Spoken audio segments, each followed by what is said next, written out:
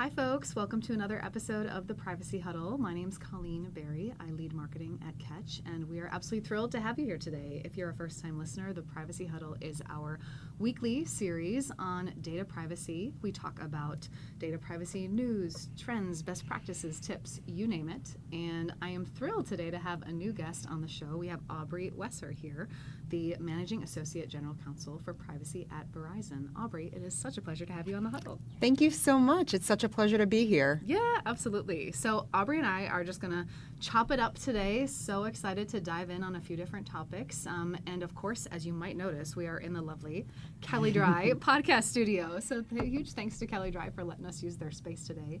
And it's nice and local for Aubrey, who's based here. Right? Yes, and based out of DC. It's great. I would love to just start with some background because as I've learned talking to many in-house practitioners, most people didn't follow a super straight line into their privacy career. So tell me, how did you end up in privacy? Yeah, so I came into Verizon right out of law school, and I was on the antitrust team doing competition work, which was my first love. And after several years, I started to want to expand into something else and try something new.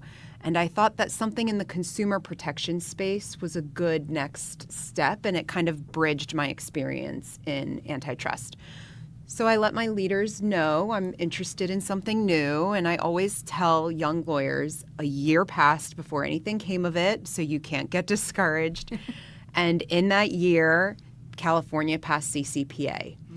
Now, Verizon is a very U.S.-based business. Our entire consumer operation is in the United States. It's not international. And the team had just finished GDPR compliance. But none of that compliance was particularly helpful for our consumer business in the United States.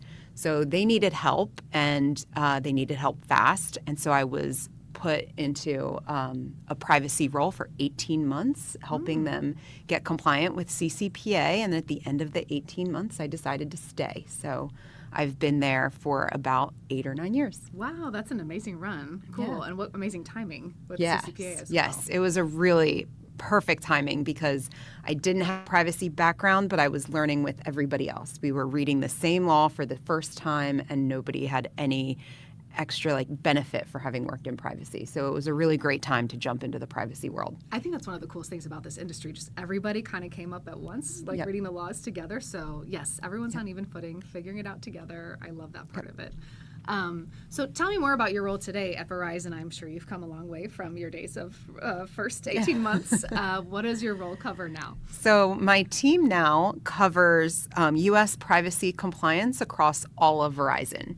So that looks like advising on products and services and projects that the business comes up with. And we're looking at it from the standpoint of, does this meet privacy principles? Is this compliant with the law? Is it compliant with our own privacy practices, our own privacy policies, and our own disclosures? And so then we're advising the business on, here are your legal requirements. Here's what you need to do to be compliant. Here's how this product should look. Here's what we recommend. And then we're also making sure it's compliant with all of these new state privacy laws and making sure that we're updating our individual rights responses to include any new data that we might be collecting and overall keeping the business running. We support both the entire U.S. operation, so that's all U.S. products and services, as well as marketing, network, sales, operations, fraud, and finance. Wow, that's runs the gamut for runs sure. the gamut. I love it. Well, I want to dive into a couple topics. This one I think is interesting because we hear, I attend a lot of conferences in the industry, and I think one of the hottest topics right now is, how do I make privacy assessments easier?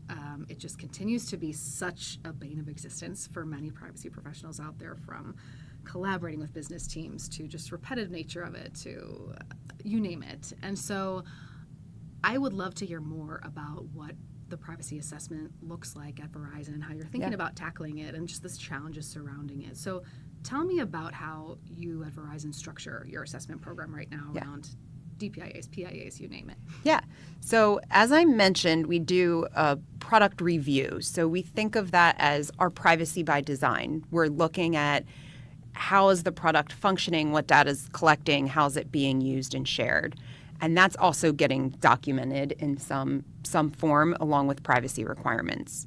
We also do PIAs or DPIAs, and some of those are required by state privacy laws, and they're going to analyze any uses of sensitive information or unique types of data that we might have and what we're doing with it and how we're protecting it.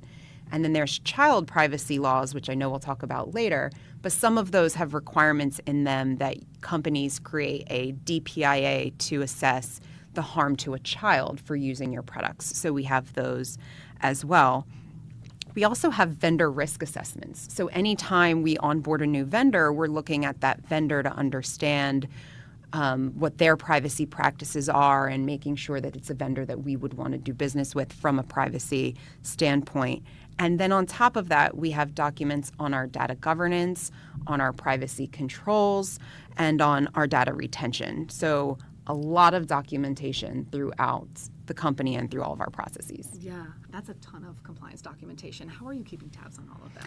Yeah, there's a lot of opportunity for clients and business people to come into the privacy office to ask for guidance. And it can be at the beginning of a product launch. It could be in the middle as they're launching a new feature or as a product is being sunset, or again, as a vendor's being onboarded.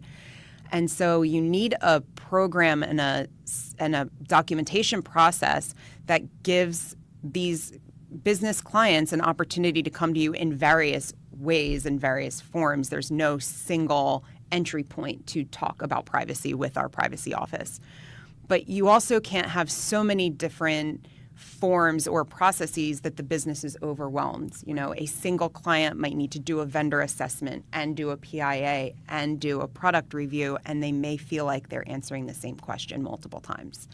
And so you have to balance both of those goals and figure out how to deduplicate your questions and your documentation as best that you can. Yeah. When you're dealing with the business in those situations, are there common pitfalls you see? Like if you see some kind of interaction between the business and your team, you're like, oh, I have to fix that. Or what are the common things you see? Yeah. Something better needed. I often find when there's that situation, it's a rigid somebody rigidly following a process that was stood up without being able to step back and say, oh, you did this questionnaire, you did this process, you answer these questions here, let me leverage that and pull that in for you so that you're not answering them again. And then you have clients getting frustrated because they're answering the same thing again.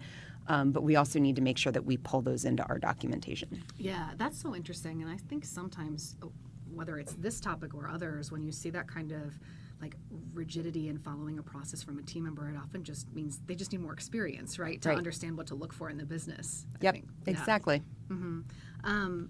On this topic of assessment, so when we think about the solution, this area is so ripe for AI, right? Yep. It's such a repetitive task. It seems like obvious to say, let's AIify assessments. It should all be a lot easier. But maybe that's scary for teams. There's also tons of tools out there claiming to AIify your assessments, agentic assessments, all that stuff. So what are you thinking about in terms of AI for this area? So our teams are using AI every day. It results in a more robust analysis. For instance, I asked AI, what are 5 arguments for and 5 arguments against this legal framework? And then it gave me the answers. Some were more convincing than others, but that gave me a jumping point to start my legal research, which ultimately resulted in legal research that combated those arguments and resulted in an overall more thorough analysis. We also have AI tools now where we can take prior guidance and prior memos and all these documentations that we're doing and give it to the AI and then ask it questions to make sure that we're being consistent and thoughtful across our approach. And then, of course, we're thinking about it in terms of a privacy intake and this documentation issue. AI could take an intake form and help the person filling it out, the business client, fill it out in a more robust way, help them craft a description of what they're trying to do that's a little bit more accurate or something that somebody can understand who's not immersed in what they're trying to build. And then on the other hand, when they're filling it out, if it says something like, facial recognition, the AI can say, okay, here's a new set of questions that you need to answer because we understand, I understand, it understands that your product involves sensitive personal information. And that means when it comes into our team, it's more robust, it's more accurate, it's something that we can actually rely on. But then the AI can also do things like help us issue spot once it has that fully completed intake. And then hopefully it can tie things together so it can take the intake, tie it to our guidance, tie that to a PIA so that we have a string of these documents all connected together without having to ask the same question again and again and again. Yeah. And some of this stuff has been around for a while, and AI has been able to do that automation for a while. I think what's changing now is everybody's access to the tools and ability to leverage them. Absolutely. So how are you thinking about tackling adoption with your team? I mean, as you talk through that, is it still hypothetical for you and kind of biting off a little bit at a time, or are you underway already? Like, how are you thinking about the roadmap? We're sort of in the middle, I think. There's our company has been extraordinary about doing AI training, which has really helped with employee adoption. And our chief legal officer, Vandana Venkatesh, has done specialized legal training to help us understand how we can apply AI in legal analysis or in legal thinking or in legal workflows. And so that's been really helpful, and it's really helped employee adoption. Where we are still trying to figure out how to get over the hurdle is moving as quickly as our business clients are moving. So I want to develop a legal intake, but the business isn't waiting for me to do it. Right. They're gangbusters, and so we have to get in front of that and hurry up and build something that's going to work for everybody. Yeah, no doubt. I think I'm sure just about everyone listening has that issue as well. The business always wants to move so fast. So fast. Yeah, exactly. Well, amazing. I mean, what a journey, and I think every listener is on that journey as well. Let's move to another topic. I'd love to talk about children's privacy with you. This has been a hot topic all year, back from when we first met, Aubrey, at the Privacy State of the Union event here at Kelly Dry in D.C. back in January. But that was such a funny event because it was a single-day event, and we had sessions on just about every topic in data privacy. But I swear, even the topics that had nothing to do with children's privacy came up in every session. It's just such a top-of-mind thing for every business, even if a business isn't obviously marketing or selling to children. It's just such a pervasive issue. So from where you sit at Verizon, what do you have your eyes on as far as what's changed in children's privacy over the last 6 months? What's top of mind for you? Yeah, there's definitely been quite a bit of change, and I think it's going to continue. It's definitely an area that's very hot, and we just found out, I think it was last month, the UK followed Australia and blocked kids from social media. In the US, you have a lot of school districts getting a lot of pressure to remove devices from classrooms. So there's just a really big focus on children's safety and online activity right now, and I don't think that's going away. And so coming from that, we have just in the past couple of years a plethora of age-appropriate design code laws coming into play, and each state is kind of putting their own little stamp on it. So they are very much a patchwork framework at this point. And then most recently, past 6 months, you have the App Store age verification laws coming out of Texas and California and a few other states. And those are really creating this interplay between all the child privacy laws, because once you have age verification, you're then triggering these AADC laws as well as COPPA. And so you have to build an entire child framework when you might not have had to.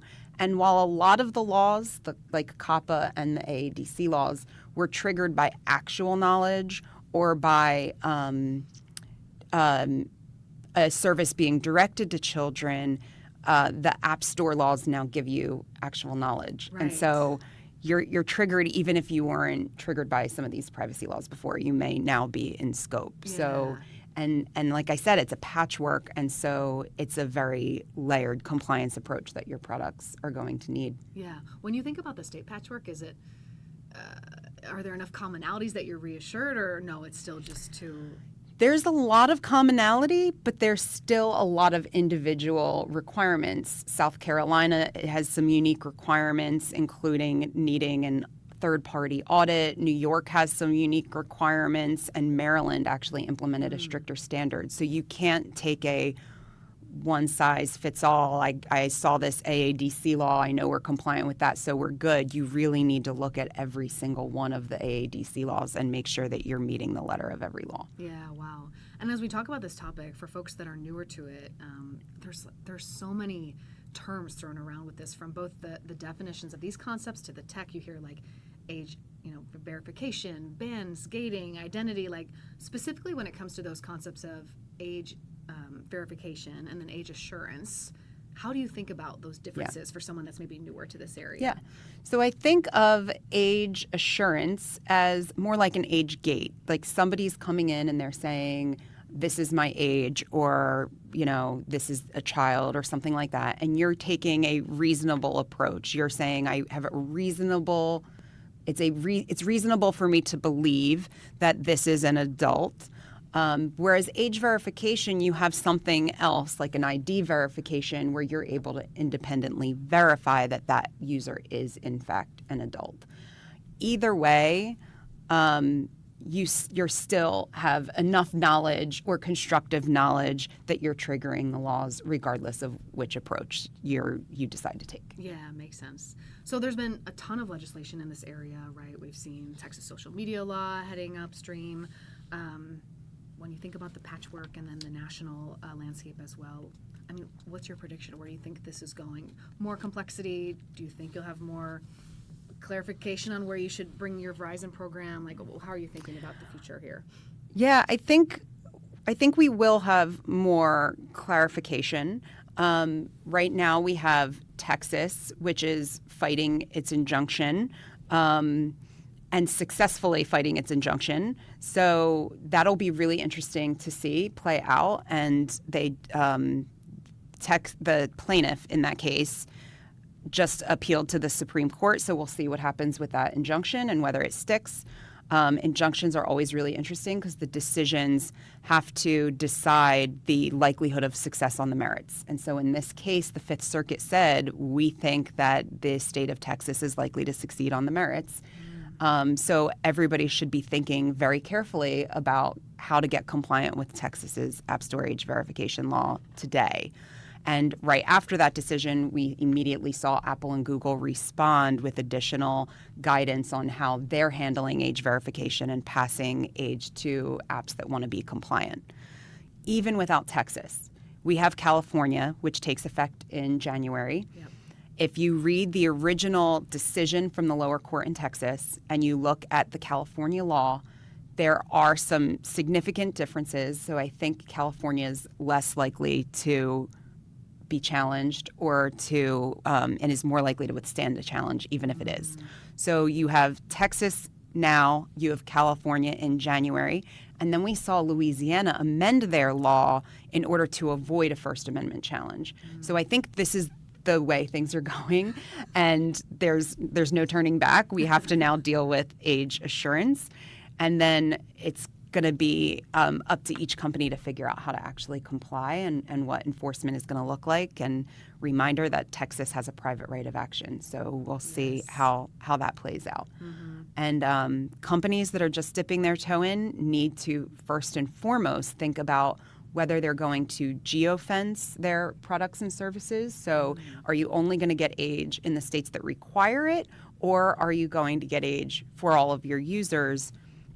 The downside of getting it for all of your users is you may trigger AADC and COPPA, and you need to be prepared to do that, as well as link your users across products or services that you might be selling. But if you do an age geofence, rather, then you run the risk of the geofence not working or adding technical complexity to your solution or being inaccurate. So it's just a risk balance that every company is going to have to figure out for themselves. Yeah, that's great advice. It reminds me of the conversations, when U.S. state laws were earlier and people were also still just getting used to GDPR, and the conversations about, do I just do GDPR everywhere or do I start parsing out these state laws? And exactly. Yeah, it's all about the risk tolerance, though, I think. Yeah, so interesting. Well, Aubrey, I'd love to touch on a few more things as we kind of close out here. There's always privacy headlines, always. Every week there's something new, I swear. Even when we were talking about having this conversation, there's been new updates to these headlines we were originally talking about. But let's touch on a couple that I think will be interesting to the audience, and I'm sure we have privacy practitioners tracking these as well.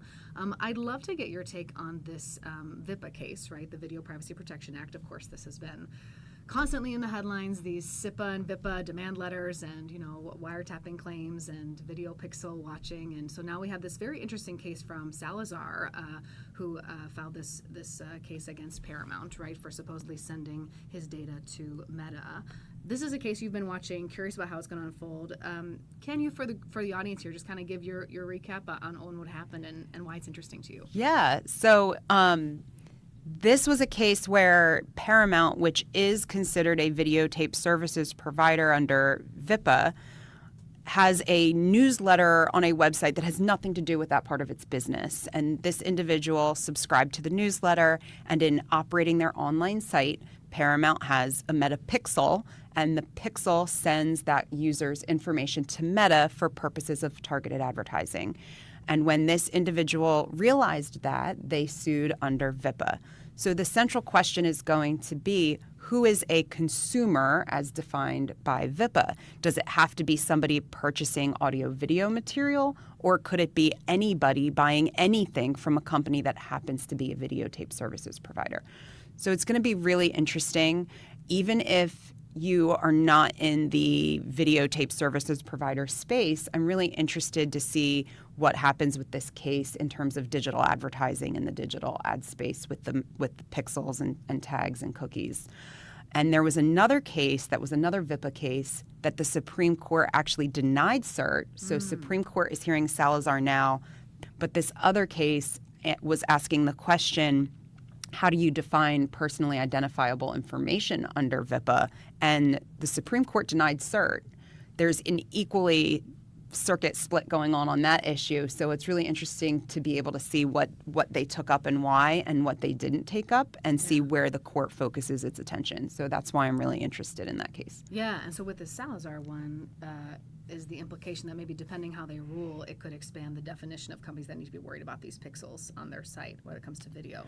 I think the companies that are videotape service providers will be the same. But the question is their risk going to go up? Are there other activities that they're viewing as out of scope today that may be in scope depending on how this Supreme Court decides? I got it. Okay, very interesting. Well, we'll keep an eye. Probably more headlines on it in the next week or so. And then the second case I'd love to kind of pick your brain on, Aubrey, is this Meta Biometrics case, right? We've seen this group of plaintiffs in Illinois taking this case, again, against Meta. Give us your take on this one and why this one's interesting to you as well. I just found this one interesting because the plaintiff alleged that they used some of Meta's voice-to-text features in Facebook and in Meta Messages. And Meta also has a patent for voice prints, and so or technology that would create voice prints. And so they're using those two facts together to allege that Meta created a voice print without providing notice and consent. A big portion of the plaintiff's claims were dismissed by the lower court. The case is now in the Northern District of California, and Meta just filed a motion for summary judgment. The court denied the motion for summary judgment.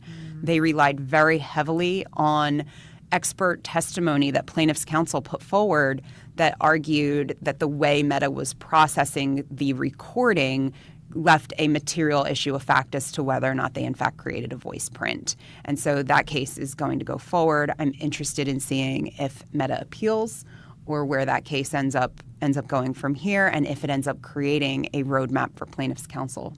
Yeah, very interesting. I'm curious about that one as well. The biometrics topic is just so interesting. It feels niche, but it affects so many companies. So many companies, yeah. Exactly. Well, Aubrey, it's been such a pleasure chatting with you. I'm so grateful that you joined us. Before we wrap up, I have to ask you, because there is so much on the privacy leaders' plate today. One of the number one things we talk about on this huddle is just the overwhelm and prioritization and all these kind of things. And so I'm curious from your perspective if you think there is one issue that the community is underestimating or just not talking about enough right now. Yeah. I would say the cookies and pixels, global privacy control, and the California SIPA cases that are out there affecting how cookie banners work. And I say that it is getting some attention. It's not, I don't want to make it sound like people aren't talking about it. They're talking. But I think people may be underestimating the impact that it's going to have on the way our platforms work. And it's so important to companies that their website be seamless, provide the information consumers need it the moment they need it. And banners can interfere with that and be a little bit difficult. You need to create a seamless experience and take the user's choice and build it into your back end, all without losing the customer's attention or frustrating them. And I think that's the struggle that we should be talking about, is how do we comply with these laws?